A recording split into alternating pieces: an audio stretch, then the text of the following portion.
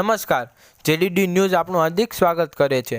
જો તમે અમારી ચેનલ પર નવા હો તો લાઇક અને સબસ્ક્રાઇબ કરી નાખજો, જેથી તમને નવી ન્યૂઝ મળતી રહે।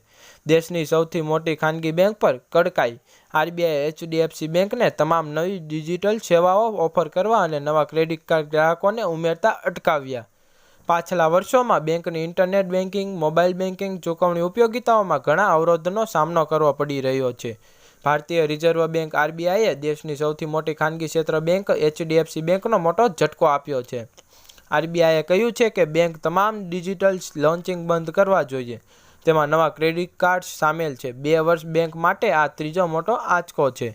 એચડીએફસી બેંક તેની ડિજિટલ 2.0 ને લોન્ચ કરવાની તૈયારી કરી રહી છે, જેના ઘણા ડિજિટલ ચેનલો લોન્ચ કરશે। આવી સ્થિતિમાં આરબીઆઈનો આદેશ બેંક માટે મોટો આંચકો છે।